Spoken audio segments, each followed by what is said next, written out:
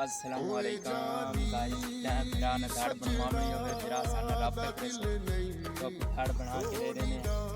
बड़ी वीआईपी और गारंटी दे सो रात की बने काला की बने कोई मसला होवे आप आउं दी गारंटी दे माशाल्लाह अल्लाह खैर करे आप धाड़ बनाई बड़ी सारी ऊंची धाड़ बनावनी ज्यादा लंबी कहनी करनी पर ऊंचा के तसकनी आप एक इकट्ठी कर इथाई डाढ़ बना जोड़ के फिट करके वालियां को लताड़ चंगी तरीके देवनी है ताकि ना साल साल बाद धड़ बटन पहुंच चिटक नाल भाई धड़ पाइए ये सारी पिछले साल दी लिंबी हुई है इंदा पहुंच तो को दिखा सकते